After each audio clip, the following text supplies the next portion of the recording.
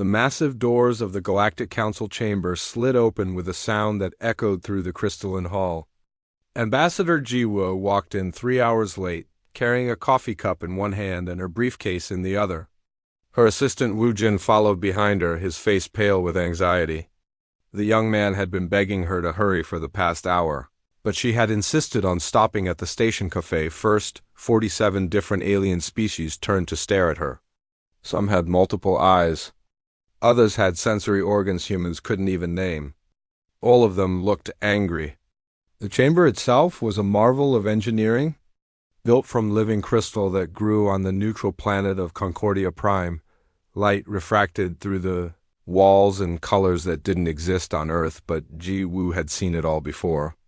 She was more interested in her coffee. "Ambassador Ji-Woo of Earth," a booming voice announced. It came from Council Speaker Vorath, a being that looked like a walking cathedral made of purple crystal. The translation device in Ji-Woo's ear turned his crystalline resonance into words. "You have finally decided to grace us with your presence." Traffic was terrible, Ji-Woo said, settling into the human delegation's seat.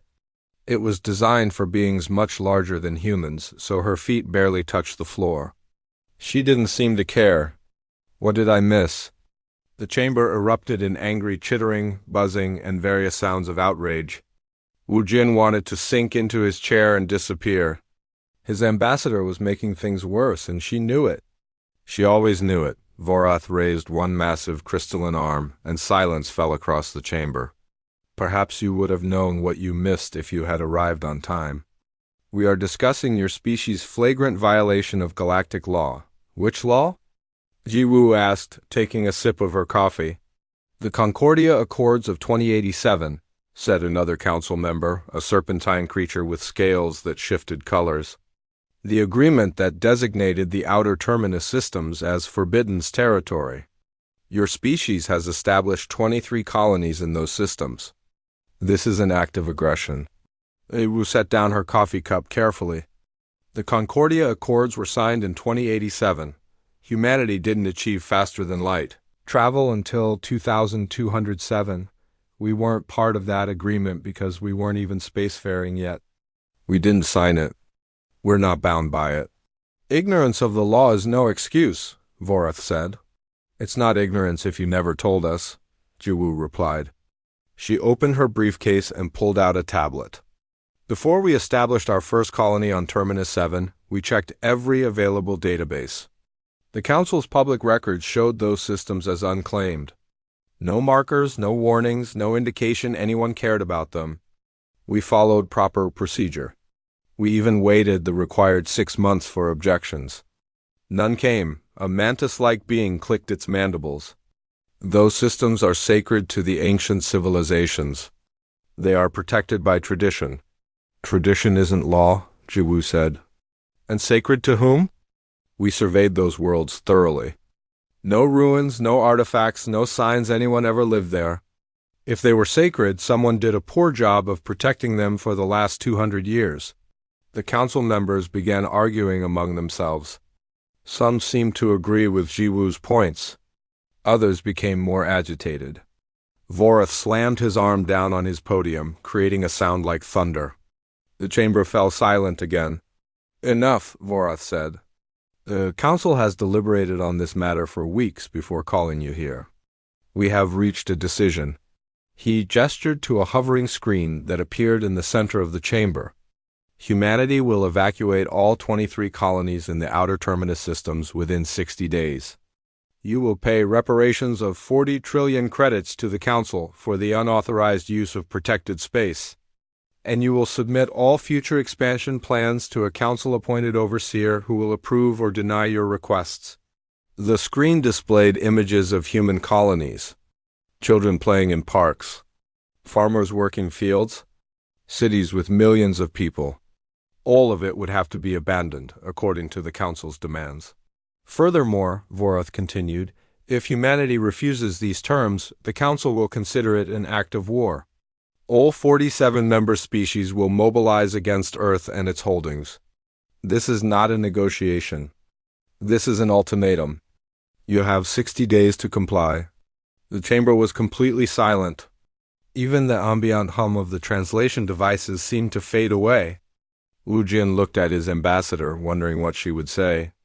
This was the worst-case scenario they had prepared for. 47 alien civilizations, many of them thousands of years old, all threatening war against humanity. A species that had only been in space for 80 years, Ji Wu, reached into her bag and pulled out a container of dried seaweed snacks. She opened it and began eating, the crunching sound absurdly loud in the quiet chamber. "Ambassador?" Vorith said. "Did you hear the Council's decree?" "I heard it," Ji Wu said around a mouthful of seaweed. She swallowed and brushed some crumbs off her suit. "No, no, no." Vorith's crystalline body seemed to vibrate with confusion. "You refuse?" "That's what no means, yes," Ji Wu said. She pulled out her phone and checked her messages while she talked. "We're not abandoning the colonies. We're not paying you 40 trillion credits. And we're definitely not submitting to some overseer." The answer is no to all of it. The chamber exploded into chaos. Aliens were shouting, some in languages the translators couldn't keep up with. A few delegates stood up, their bodies' language suggesting they were ready to attack. Wu Jin grabbed his chair armrest so hard his knuckles turned white. Wu finished her seaweed snacks and closed the container carefully. She looked around at the angry faces surrounding her, unbothered by any of it. "Let me explain something," she said, her voice cutting through the noise. The chamber quieted down, though the anger remained. "You say those systems were off-limits, but you never told us. You say they're sacred, but there's nothing there. You say we violated your laws, but we weren't part of making those laws. Now you want us to uproot 23 colonies. Displacing 15 million people because you failed to communicate clearly. That's your failure, not ours. You dare blame the Council?" A floating jellyfish-like creature said. "I'm not blaming anyone," Ji Wu said. "I'm stating facts. Here's another fact. We checked before we settled those worlds. We did our due diligence. If you had a problem with it, you had 6 months to say something. You stayed silent. In human law, we call that implicit consent. Human law means nothing here," Vorith said. "Then maybe it should," Wu replied. "You keep making rules for species that aren't at the table when you make them. Then you get surprised when they don't follow rules they never agreed to. That's not governance. That's bullying." The word hung in the air, bullying. No one had ever called the Galactic Council bullies before. The member species looked at each other, uncertain how to respond. "This is your final warning," Vorith said, his voice colder now. "Refuse our terms and face the consequences. We will give humanity 30 days to reconsider. If you maintain this position, we will mobilize our fleets. You will face the combined military might of 47 civilizations. Your species will be crushed." Wu stood up and packed her things. 30 days? That's fine. I'm going on vacation for the next 2 weeks anyway. If you need to reach me, you can email my assistant. She patted Wu Jin on the shoulder. The poor man looked like he might faint. "You would take a vacation at a time like this?"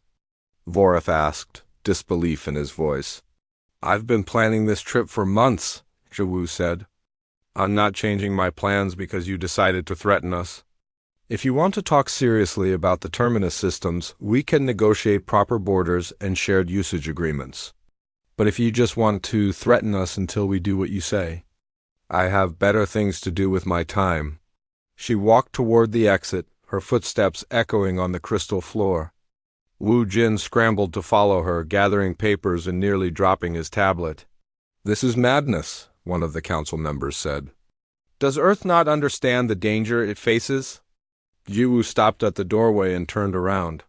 For the first time since entering the chamber, her casual expression changed. She looked each council member in the eye, or what passed for eyes, one by one. "We understand perfectly," she said. "The question is, do you? You're threatening to start a war over some empty systems that you forgot about for 2 centuries. You're ready to kill millions of people because you're embarrassed we settled there first. Think carefully about whether that's really the path you want to take." Then she left. The doors closed behind her, leaving the Galactic Council in stunned silence. After a long moment, Vorath spoke. "Mobilize the fleets," he said. "Humanity must learn its place in this galaxy." In the corridor outside, Wu Jin finally found his voice.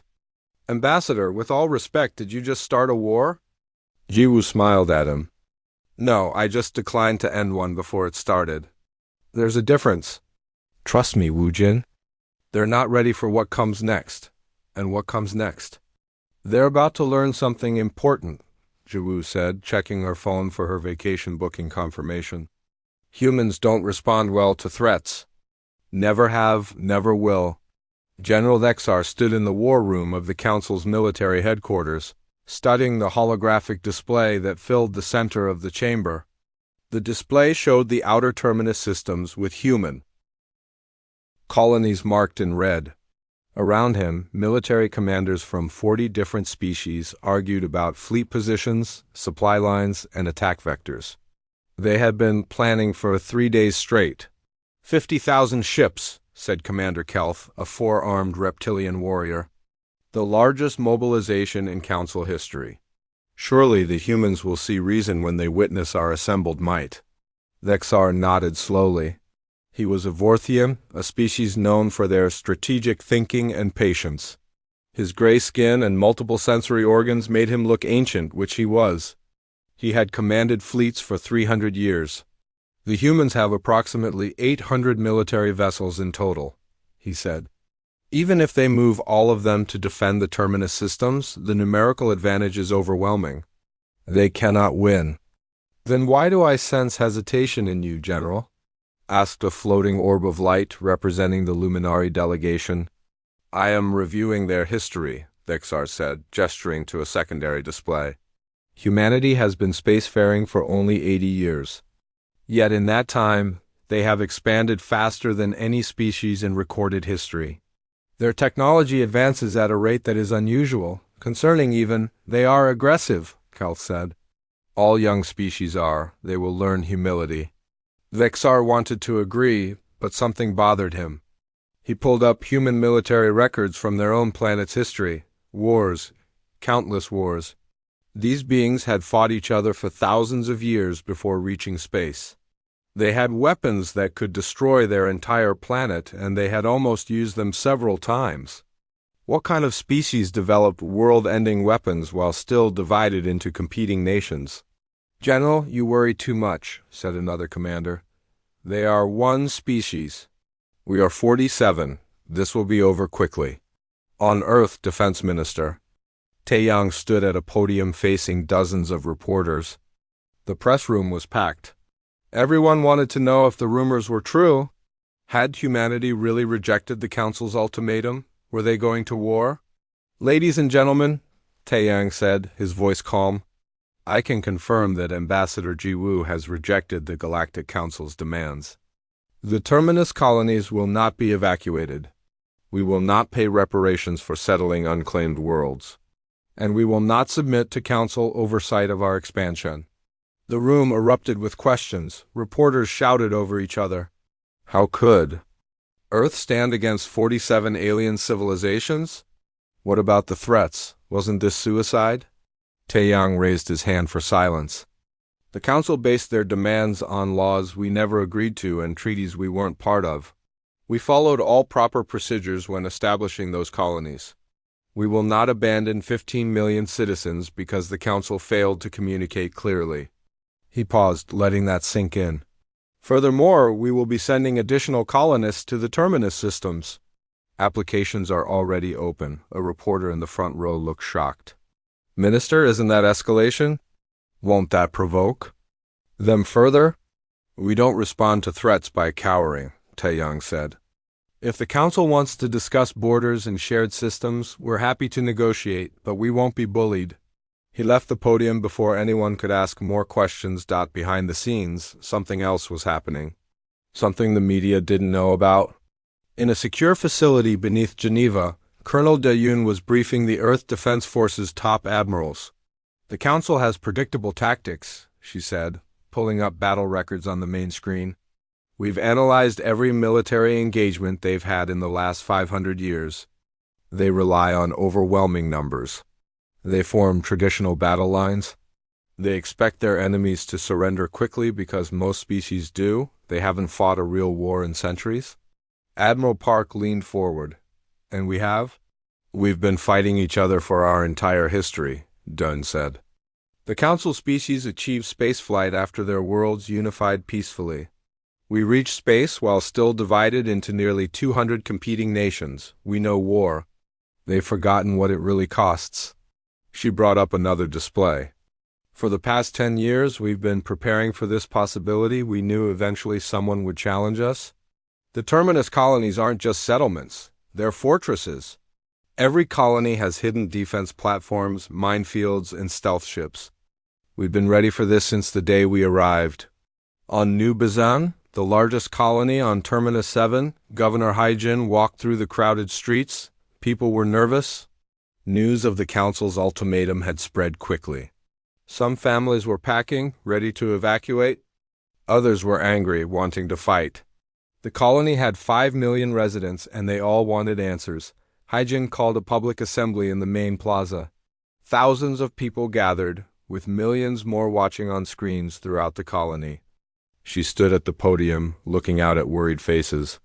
"I know you're scared," she said. "The Galactic Council has threatened us. They have more ships, more resources, and they've been in space longer than we have. I won't lie to you about that." She paused. "But what the Council doesn't know is that we've been preparing for this." Murmurs spread through the crowd. Hyjin gestured to the sky, where Terminus 7's 3 moons were visible. "Behind the largest moon, we have a defense fleet of 200 ships. Around the colony, we have 6,000 automated defense platforms. Throughout the system, we have 18,000 stealth mines. And the colony itself?" She smiled. "Our beautiful buildings, the infrastructure you see every day, all of it was designed to convert into defensive positions. We didn't build a colony. We built a fortress that looks like a colony." The crowd's mood shifted from fear to something else. Pride, maybe, or determination. "Ambassador Jiwoo didn't reject the Council's demands because she's reckless," Hyjin continued. "She did it because she knew we were ready. Earth has been ready. Every Terminus colony has been preparing since day one. So if the Council wants a fight, we'll give them one they'll never forget." The crowd erupted in cheers. Not everyone was convinced, but enough were.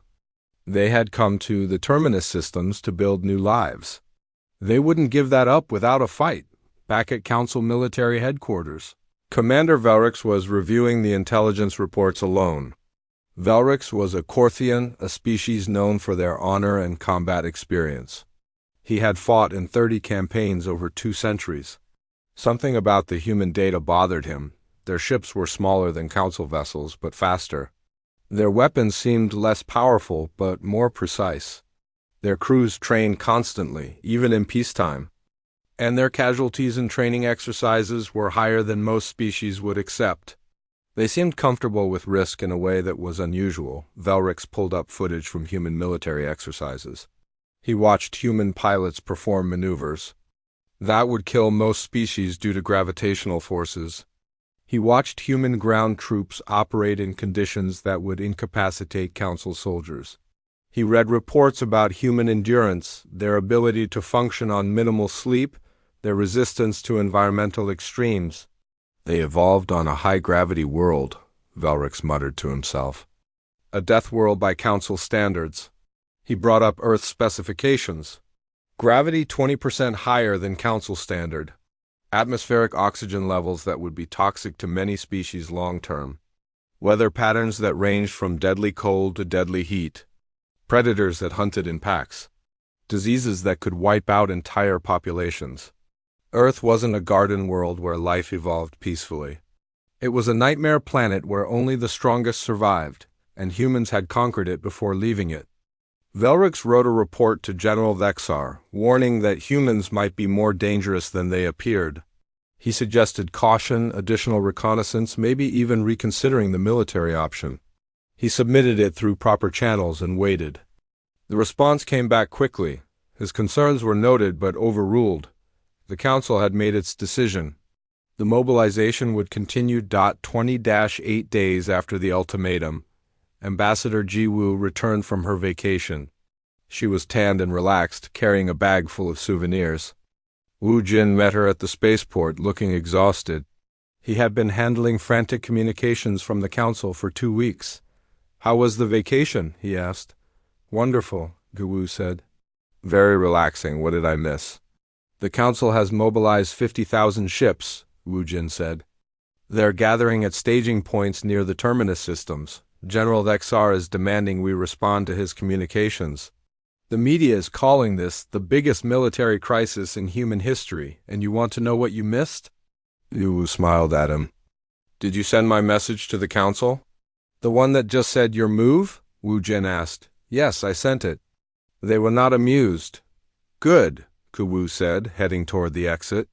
"Let them mobilize their 50,000 ships. Let them think they've already won. The bigger they come, the harder they fall." "Ambassador, are we really ready for this?" Wu stopped and turned to face her assistant. For a moment, her casual demeanor dropped, and Wu Jin saw something else underneath. Steel, determination. Maybe even a little bit of anger. "Humanity has survived ice ages, plagues, world wars, and our own stupidity," she said. "We've climbed out of caves to reach the stars in just a few thousand years. We've built weapons that could destroy our own planet, looked at them, and chose not to use them. We've fought each other for millennia and somehow still built a united world government. Do you really think we're going to let some council tell us where we can and can't live?" Wu Jin didn't know what to say. "The council thinks this is about territory," Jiwoo continued. "It's not. It's about respect. They think they can threaten us into submission because we're young and small. They're about to learn that humans don't measure strength by age or numbers. We measure it by will, and our will doesn't break." She started walking again, and Wu Jin followed. "Besides," Wu added, her casual tone returning, "Dayun and her people have been planning for this scenario for years. Trust me, the council is in for a surprise." In space, General Vexar's fleet began moving toward the terminus systems. 50,000 ships, representing the combined might of 47 civilizations. The largest military force ever assembled in galactic history. They moved in perfect formation, confident in their superiority. On Earth, Defense Minister Taeyang watched the fleet's progress on tactical displays. Around him, military commanders waited for orders. "Let them come," Taeyang said quietly. "Colonel Dayun, activate protocol endurance. It's time to show the galaxy what humans are really capable of." The Council fleet dropped out of faster-than-light travel at the edge of the Terminus 7 system. 50,000 ships materialized in perfect formation, blocking out the stars. From the bridge of his flagship, General Vexar watched with satisfaction. This was power. This was inevitability. The humans would see this armada and understand their mistake. "Sir, we're detecting minimal human presence," reported the sensor officer. "Approximately 40 patrol ships, and the colony itself? No significant military installations." Vexar nodded. The humans had chosen not to reinforce this position. Perhaps they were smarter than he thought. Perhaps they would surrender without a fight. "Open a channel to the colony," he ordered. Governor Haijin's face appeared on the view screen. She looked calm, almost bored. Behind her, Vexar could see what looked like a normal government office. No panic, no emergency protocols. Just a woman at her desk. "Governor Haijin," Vexar said formally. "I am General Vexar of the Council Unified Fleet. You can see our forces. We have you completely surrounded. I am authorized to accept your immediate surrender. Evacuate the colony within 48 hours and no one will be harmed. Resist, and we will take the colony by force. Choose wisely." Haijin leaned back in her chair. "General, I appreciate you calling ahead." "That's polite, but I'm going to have to decline your kind offer. We're not evacuating. We're not surrendering. New Bizen is our home, and we're keeping it. Governor, please be reasonable. Look at our numbers." "I'm looking," Haijin said. I see 50,000 ships that are about to make a very big mistake. Last chance to turn around, General. Leave now, and we'll forget this happened. Vexar almost laughed. The audacity of this human. You have 6 hours to reconsider.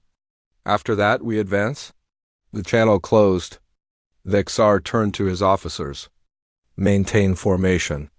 Prepare for orbital assault. The humans will break when they see we are serious. But across the galaxy on Earth, something else was happening. Ambassador Jiwoo sat in a television studio, broadcasting to every human colony in space. She was eating noodles from a takeout container, somehow making a military crisis look casual. So, the Council fleet arrived at New Bisan a few minutes ago, she said between bites. General Vexar gave Governor Haijin 6 hours to surrender. She said no, obviously. Now here's what's going to happen next. She set down her noodles and looked directly at the camera. The Council thinks they can intimidate us with numbers. They think we'll see their fleet and give up.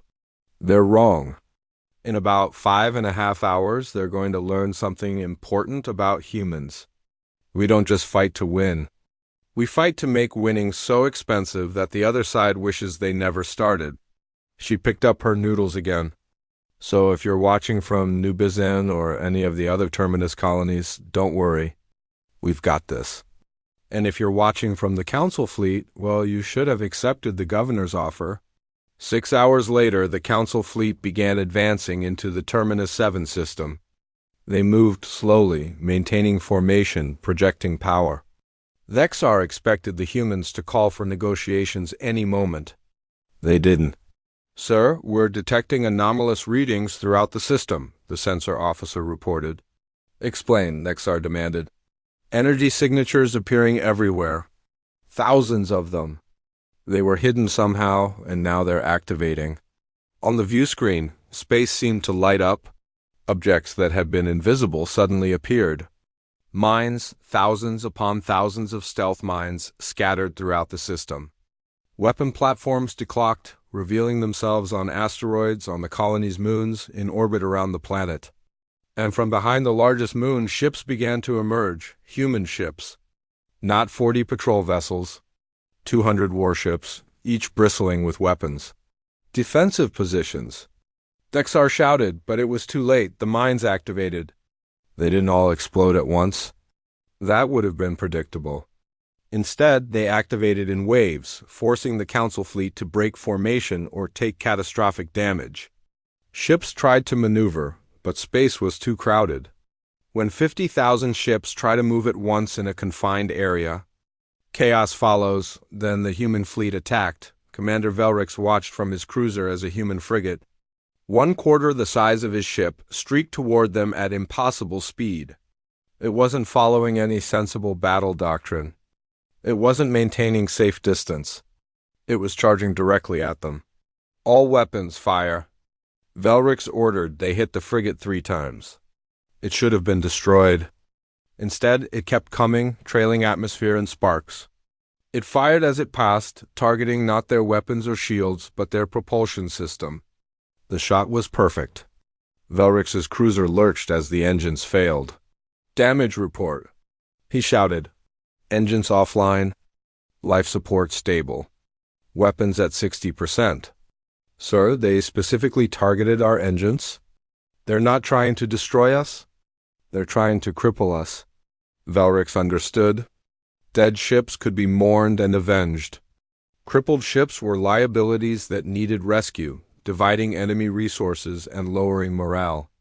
The humans were fighting smart, not just hard. More human ships swept through the Council formation. They didn't fight like civilized species.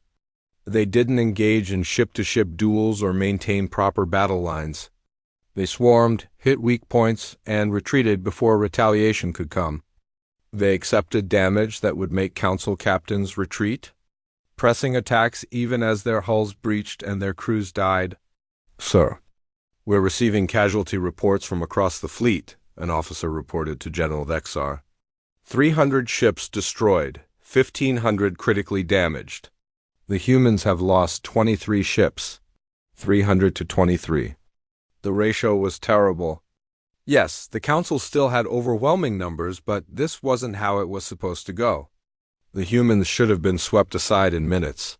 All ships, focus fire on individual targets, Dexar ordered. Stop trying to hit everything. Pick one human ship and destroy it completely before moving to the next. But the humans adapted. They stopped attacking individually and started working in groups. 3 or 4 human ships would target one council vessel, destroying it quickly, then move to the next. Their coordination was perfect, like they shared one mind. A council destroyer exploded in a ball of fire. Then a cruiser. Then a carrier. The human ships danced through the battle like they had memorized every meter of space. Because this was their system. They knew every asteroid, every gravity well, every angle. They had trained here for years. And then there were the human pilots themselves. Velrix managed to restore partial sensors and watched in horror as a human fighter performed a maneuver that should have killed its pilot. It pulled accelerations that would crush most species, spun in ways that defied momentum, and somehow still managed to fire with deadly accuracy. The fighter destroyed 2 council interceptors before vanishing behind an asteroid. "What are they?" asked Velrix's tactical officer, a young Korthian on his first campaign. "Death Worlders," Velrix said quietly. "They evolved on a high-gravity planet. Those forces that would kill us? They're used to worse every day of their lives. We're fighting on their terms, in their territory, against people who refuse to die easily." The battle raged for 6 hours. The human defense platforms proved to be more advanced than Council intelligence had predicted, firing weapons that could penetrate shields thought to be impenetrable. The mines were smart, choosing targets based on actual threat assessment rather than just proximity. And the human ships kept coming, kept fighting, even when logic said they should retreat. Finally, General Vexar made a decision he never thought he would have to make. All ships, execute tactical withdrawal, fall back to the system's edge and regroup. It was a retreat. The Council's mighty fleet, 50,000 ships strong, was retreating from 200 human vessels and a single colony. As they pulled back, the humans didn't pursue. They had won the system defense. That was enough for now. Vexar reviewed the damage reports. 3,000 ships destroyed or too damaged to continue fighting. Another 5,000 needed significant repairs. The human fleet had lost 47 ships. The ratio was devastating, but numbers didn't tell the whole story. The Council had come to occupy a system and had been driven off. That had never happened before. "Sir, we're receiving a transmission from Earth," an officer said, on screen. Ambassador Jiwoo appeared, sitting in what looked like a coffee shop. She was reading a book. "General Vexar," she said without looking up. "I heard about your visit to New Bizan. I hope Governor Hyjin was a good host." "Your forces fought well," Vexar admitted. "But this is only one battle. We still have overwhelming numbers." "You had overwhelming numbers," Jiwoo corrected, finally looking at the camera. "Now you have somewhat less overwhelming numbers. And you lost 3,000 ships doing what, exactly? You didn't take the colony. You didn't force a surrender. You just proved that we can hurt you. How many more losses are you willing to take?" "As many as necessary to enforce Council law." Jiwoo set down her book. "General, let me explain something about humans. We're stubborn. Unreasonably stubborn. You just threw 50,000 ships at one of our colonies and failed to take it. What do you think will happen when you attack the other 22 colonies? How many ships will you lose? How many of your people will die? And at the end of it all, what will you have accomplished? The Council's authority will be maintained." "No," Vu said. "It won't. Because even if you somehow manage to take all our colonies, which I don't think you can, you'll have shown the entire galaxy that the Council can be fought. That the mighty Council needed 50,000 ships to fight 200. Other species will start wondering if they need to listen to you. Your authority isn't maintained by victory. It's undermined by the cost of that victory." Vexar said nothing. She was right, and he knew it. "I'm going to make you an offer, General," Jiwoo continued. "Stand down. Go back to the Council. Tell them that the terminus colonies are staying and that humanity is willing to negotiate proper borders and agreements, or continue this war and lose ships by the thousands trying to dislodge people who have nowhere else to go and nothing to lose. The Council does not negotiate with those who defy us. Then, the Council is about to learn a very expensive lesson, Gawu said. She ended the transmission. Velrix found General Dexar alone in his ready room an hour later. The general looked older than he had at the start of the day. "Commander Velrix," Dexar said, "your report warned about underestimating the humans. I did not listen." "I should have. Sir, what are your orders?" "The Council demands we continue," Dexar said. "They are mobilizing additional forces. 80,000 ships now, attacking 3 colonies simultaneously. They believe overwhelming force will break human resistance." Velrix thought about the human fighter pilot, pulling forces that should have been fatal, fighting on when any reasonable being would have retreated. He thought about their weapons, their tactics, their absolute refusal to surrender. "Sir, permission to speak freely?" "Granted." "We cannot win this war," Velrix said. "Not the way the Council wants us to. We can destroy their colonies, but they'll make us pay for every meter of space. And even if we win, we'll have created an enemy that we'll never forget, never forgive, and will spend centuries preparing for revenge." The humans are right. This war destroys the Council's authority no matter who wins. "I agree," Vexar said. "But the Council does not want to hear this. They want victory. So we will give them more battles and hope that eventually reality penetrates their pride." The Galactic Council chamber was in chaos. Representatives from 47 species shouted at each other, their translation devices struggling to keep up with the overlapping voices. 3,000 ships lost in a single battle. The news had spread across the galaxy, and no one could quite believe it. Council Speaker Vorath raised his crystalline arms, trying to restore order. The gesture produced a sound like thunder, but it took several attempts before the arguing stopped. "We must present a unified front," Vorath said. "Yes, the humans fought better than expected, but we still have overwhelming force. General Dexar recommends we mobilize additional ships and attack multiple colonies simultaneously. The humans cannot defend everywhere at once." "How many more ships must we lose?" asked the jellyfish-like delegate. "My species contributed 500 vessels to the first battle. 97 were destroyed. My people are questioning why we're fighting this war at all." "Because the Council's authority must be maintained," said a Mantis delegate. "If we allow humans to defy us, others will follow. We must make an example." "An example that costs us thousands of ships?"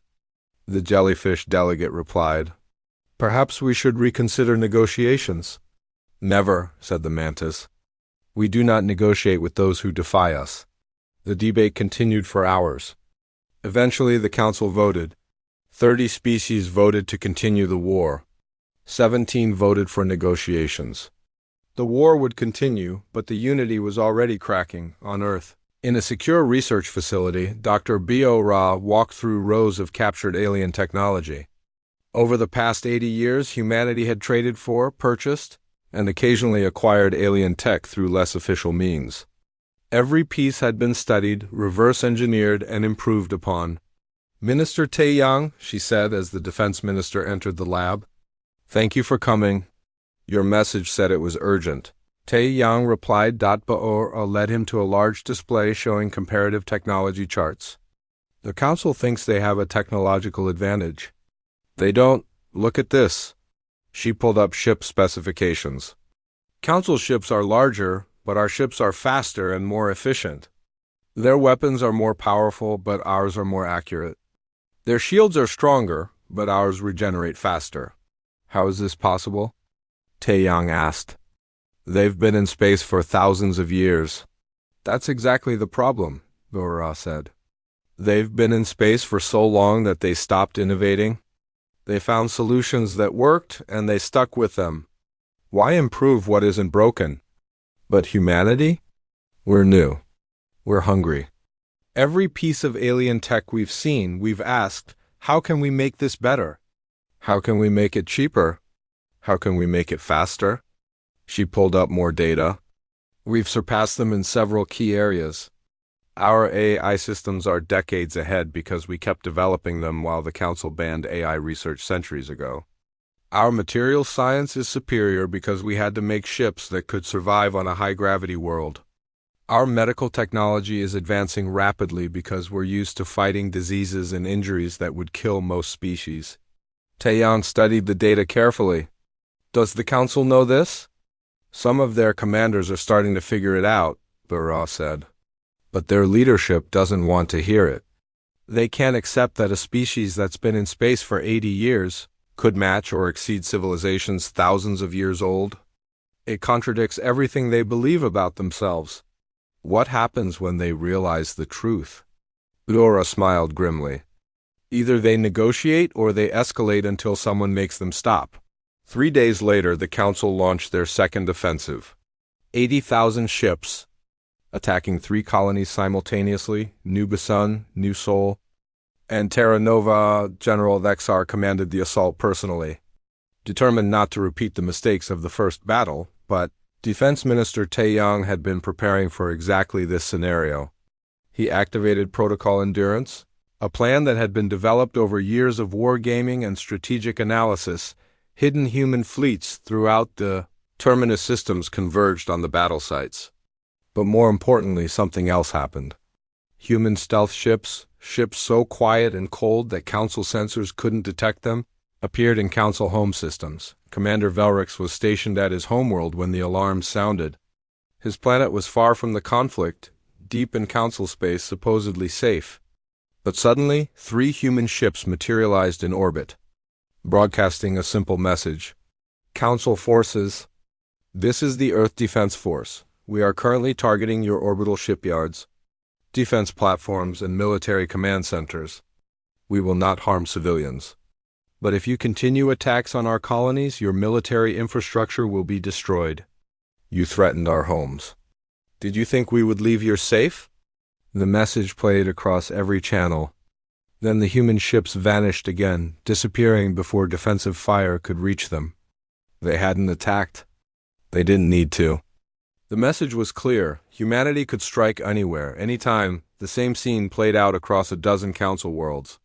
Human stealth ships appeared, delivered their message, and vanished. The Council's military commanders realized with growing horror that their homes were no longer safe. Their families were now targets. In the terminus systems, the battles were fierce. The Council had learned from the first engagement. They maintained tighter formations, focused their fire, and advanced more carefully. But the humans had learned too. Human ships no longer tried to engage the full Council fleet. Instead, they targeted supply lines. They hit fuel convoys, ammunition transports, repair ships.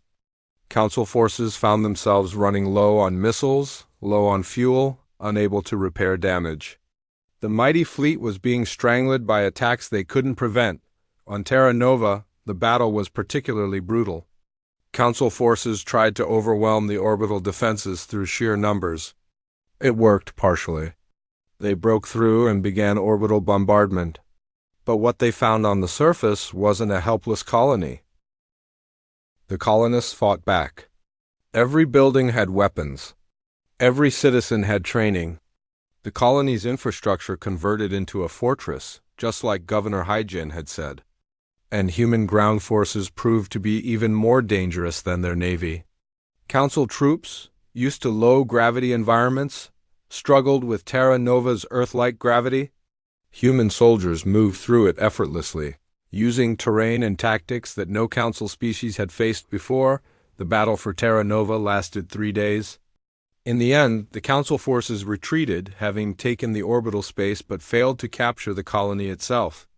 They had lost another 2,000 ships in the process. General Vexar stood in his ready room, reviewing casualty reports. 5,000 ships lost in the second offensive across all 3 battles. The humans had lost 300. The ratio was better than the first battle, but still devastating. And now human ships were threatening Council homeworlds. Commander Velrix entered without announcement. Sir, I've been speaking with other commanders. Many of them are concerned about the attacks on our home systems. Some species are considering withdrawing from the coalition. How many? Dexar asked. At least 7 species are preparing to request separate peace with Earth. They're saying the war isn't worth the risk to their homeworlds. Dexar sat down heavily. The council is fracturing. Sir, may I ask you something personal? Velric said. Why are we fighting this war? To maintain council authority. To enforce our laws. But the humans were right, Velric said carefully.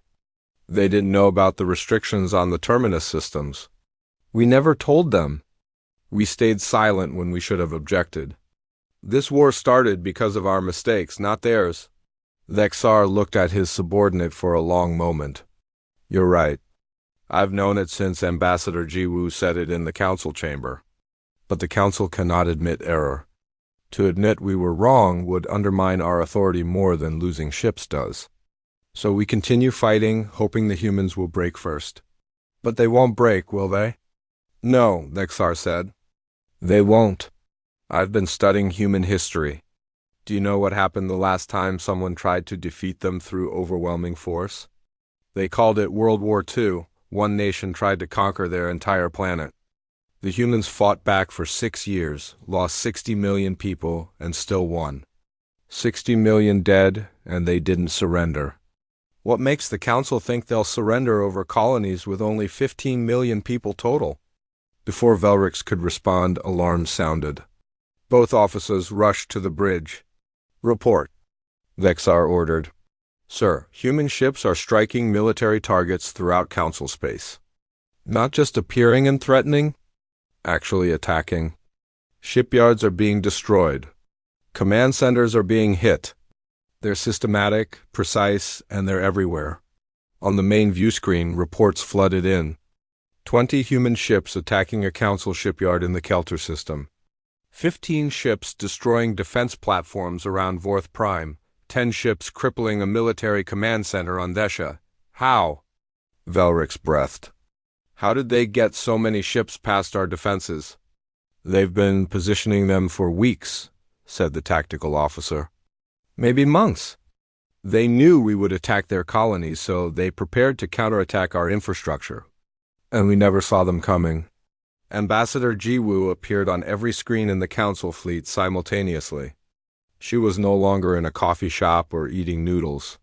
She was in what looked like a military command center, and her expression was deadly serious. Council forces, this is Ambassador Jiwoo of Earth. You've attacked our colonies? You've killed our people. You've refused every offer to negotiate. So now we're changing the rules. She gestured to something off-screen. You thought this was about the terminus systems. It's not. It's about respect. You threatened to destroy our homes because we didn't follow rules we never agreed to. Now we're in your home systems. Your shipyards are burning. Your command centers are rubble. Your military infrastructure is being systematically dismantled. She leaned forward. Here's what you don't understand about humans. You've been at peace for so long, you've forgotten what war actually costs. You think war is about winning battles and forcing surrender.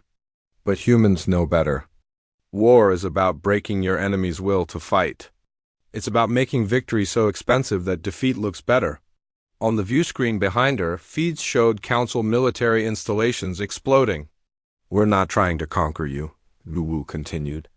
We're not trying to destroy you. We're just making sure you understand something very clearly. If you come after us, we will come after you. If you threaten our civilians, your military pays the price. You wanted to teach us our place in the galaxy? Congratulations. You've taught us that we need to be strong enough that no one can push us around ever again. The transmission ended. In the council chamber, 3 species formally announced their withdrawal from the coalition. They would no longer contribute ships or resources to the war. They petitioned Earth for separate peace treaties, apologizing for their part in the conflict. By the next day, 4 more species withdrew. Then 3 more the day after that. The grand coalition of 47 species was collapsing. Council Speaker Vorath watched his life's work crumble. The unity he had maintained for centuries was breaking apart over a war against one species that had been in space for less than a human lifetime. We must negotiate, he finally admitted in an emergency session. We must end this before more species abandon us. Never, said the Mantis delegate. We do not negotiate with enough. Voreth's voice thundered through the chamber. Look at what's happening. 10 species have withdrawn. 20 more are considering it. Our shipyards are destroyed. Our command centers are rubble, and the humans haven't even deployed their full fleet yet. Whatever pride we're trying to save, it's not worth the cost. The chamber fell silent. Contact Ambassador Jiwoo, Voreth said quietly. Tell her we wish to discuss peace terms. Ambassador Jiwoo walked into the Galactic Council chamber 3 months after the war began. This time she was not late. She arrived exactly on time, followed by a full human delegation. Defense Minister Taeyang walked on her right, Dr. Bio-ra on her left. Behind them came Governor Haijin and Colonel Doyun. Along with a dozen other human officials, the chamber felt different. The same crystalline walls, the same alien delegates in their seats, but the atmosphere had changed completely. The aliens weren't angry anymore. They were cautious. Some looked defeated. A few seats were empty, representing species that had withdrawn from the council entirely. Council Speaker Voreth stood to greet them. His crystalline form seemed dimmer somehow, less imposing than before. Ambassador Jiwoo, he said formally. Thank you for accepting our invitation to negotiate. I'm here, Jiwoo said, taking her seat. Let's talk. The negotiations began carefully. A Serpentine delegate started by suggesting that both sides agree to return to pre-war positions. With all parties withdrawing their forces and discussing the terminus situation diplomatically, Jiwoo listened politely, then shook her head. No, the delegate said. But that's the standard framework for peace negotiations. The standard framework assumes both sides entered the war with legitimate grievances, Jiwoo said. That's not what happened here. You threatened us over territory we legally claimed. You refused every offer to negotiate. You attacked our colonies and killed our people. Now you want to pretend it never happened? No, we're not interested in forgetting. We're interested in making sure it never happens again. She pulled out a tablet and displayed humanity's terms on the main screen. First, formal recognition of all 23 terminus colonies as sovereign human territory. No disputes, no challenges, no claiming you have ancient rights to worlds you forgot about for 2 centuries. Several delegates shifted uncomfortably, but no one objected. Second, an official apology from the Council for threatening unprovoked war against humanity. This apology will be broadcast across all Council communication networks so every species in the galaxy knows what happened here. That is humiliating, a delegate protested. Not as humiliating as losing a war you started, Taeyang said, quietly. Third, reparations, Jiwoo continued. 10 trillion credits, paid over 20 years, to compensate for our military casualties and economic damages. Yes, that's less than the 40 trillion you demanded from us. We're being generous. That is still an enormous sum, Voreth said. Then you should have thought about that before attacking us, Jiwoo replied. Fourth, and most important, humanity gets a full seat on the Galactic Council with complete voting rights and all privileges granted to Council member species. The chamber erupted. Delegates shouted in a dozen languages. The translation devices struggled to keep up. Jiwoo waited calmly for the noise to die down. Absolutely not, said the Mantis delegate who had been most aggressive about the war. Council membership must be earned through centuries of proven cooperation. You are too young, too aggressive, too different. Too different from what? Jiwoo asked. Too different from species that threaten war over empty systems? Too different from a council that refuses to admit when it's wrong? You're right that we're different. We don't make rules for others without consulting them. We don't threaten people weaker than us. And we don't quit just because a fight gets hard. If that makes us too different for your council, maybe your council needs to change? Commander Velric stood. He had been granted permission to attend as a military observer, and now he spoke for the first time. "If I may address the council," he said, "I fought the humans. I studied them. I spoke with their captured pilots and soldiers. The ambassador is correct. Humans are different from us. But perhaps that difference is what the council needs." "Explain," Vorath said. Velrix turned to face the assembled delegates. "Most species in this chamber achieve spaceflight after their worlds unified peacefully.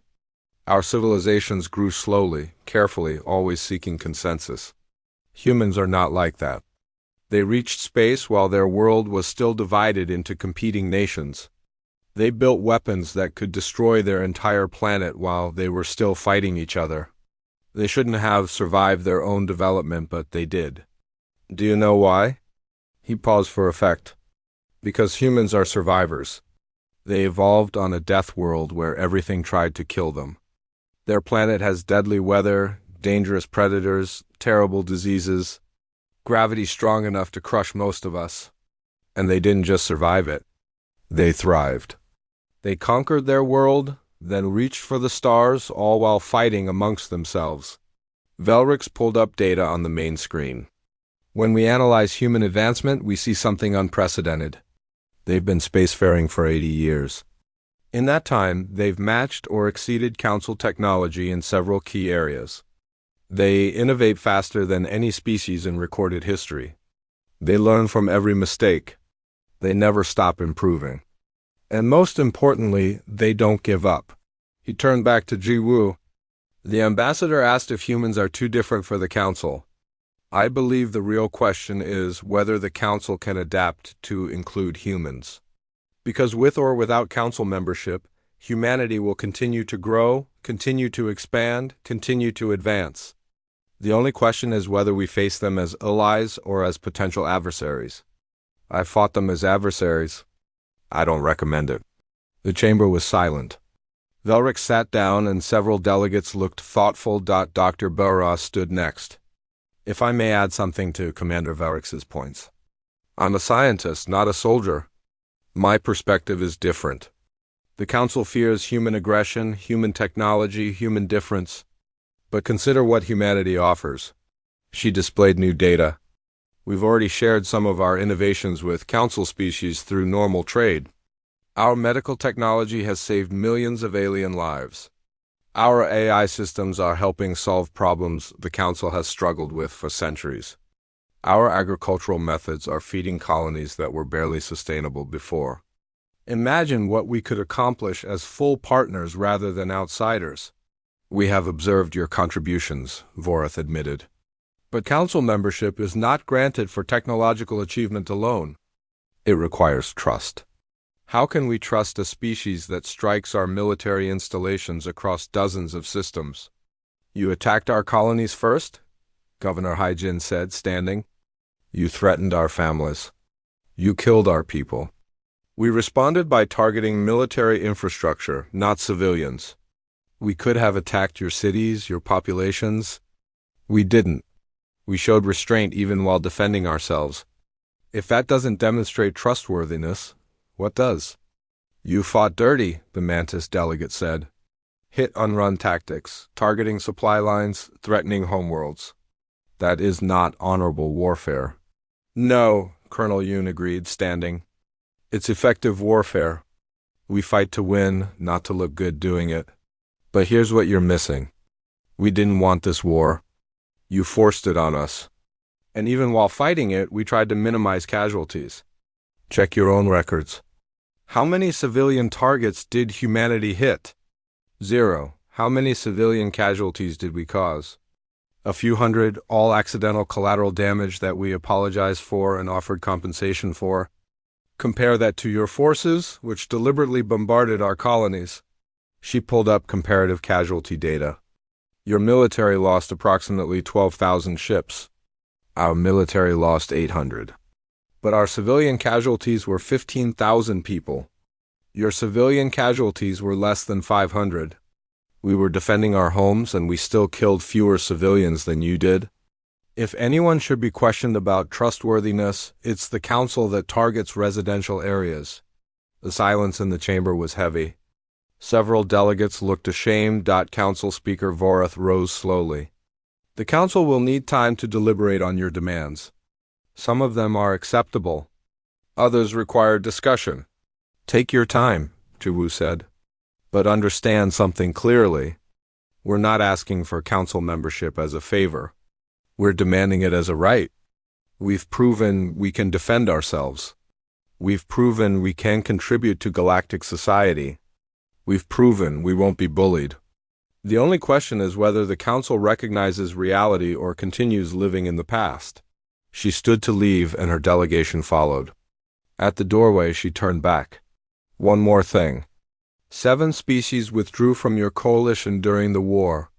They've already signed separate peace treaties with Earth. They recognized us diplomatically, established trade agreements, and apologized for their part in attacking us. They're doing fine. Better than fine, actually. Our trade with them has been mutually beneficial. So you can grant us a council seat and work with us, or you can refuse and watch as more species decide they'd rather deal with us directly. Your choice. The human delegation left. Vorath looked at the remaining council members. We will vote tomorrow, he said, on all of humanity's demands. I recommend we accept them. All of them? The Mantis delegate asked, shocked. All of them, Vorath confirmed. Because Ambassador Ji Wu is right. We can accept reality or we can watch our influence continue to erode. I have led this council for 200 years. I will not watch it collapse because we're too proud to admit when we're wrong. The next day, the vote was held. The council accepted humanity's terms by a margin of 28-9. The terminus colonies were recognized as human territory. Reparations would be paid. The apology would be broadcast. And humanity would receive full council membership. After the vote, Vorath approached Jiwu privately. They stood in a quiet corridor outside the main chamber. I underestimated you, Vorath admitted. I underestimated your entire species. I saw humans as aggressive children who needed discipline. I was wrong. You weren't entirely wrong, Jiwu said. We are aggressive. We are young. But we're not children. We're survivors who learn to thrive in impossible conditions. That's what makes us different. That's what makes us valuable. May I ask you something personal? Vorath said. During the crisis, you always seemed so calm. So confident. Were you ever afraid? Jiwu smiled. Terrified. Every single day. I was afraid we'd lose. I was afraid millions would die. I was afraid I'd make the wrong decision and doom my entire species. I barely slept for 3 months. Vorath was stunned. But you never showed it. You ate noodles on camera. You went on vacation during an existential crisis. Because you respond to strength, not honesty, Jiwu said.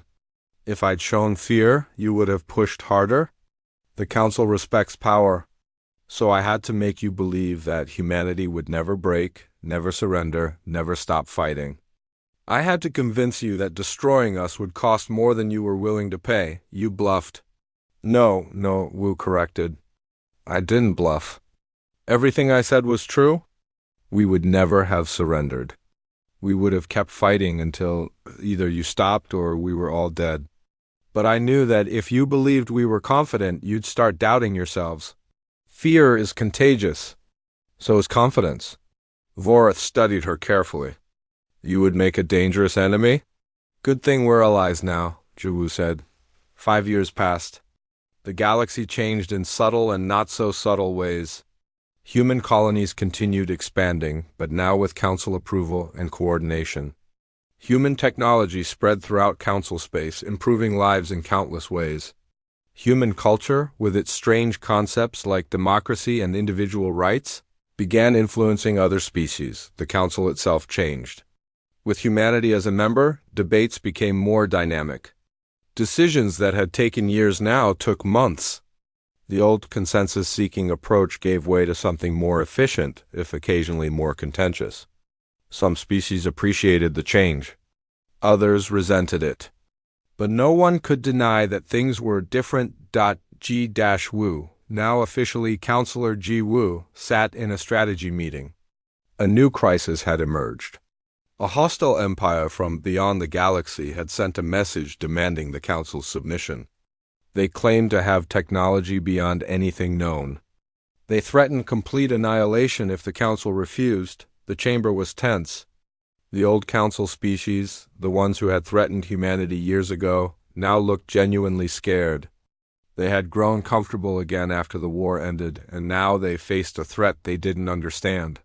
"We should respond with a diplomatic overture," suggested one delegate. "Offer to negotiate." "Perhaps they're reasonable." "We should prepare our defenses," said another. "But avoid provocation." "We should consider their demands carefully," said a third.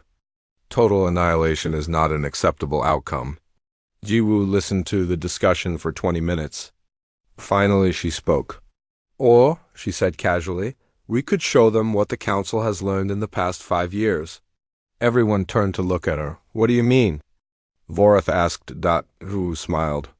It was the same smile she'd had years ago when facing down Council threats. "I mean, we have the galaxy's most advanced military technology. Thanks to collaboration between human innovation and Council manufacturing, we have defense platforms on every major world.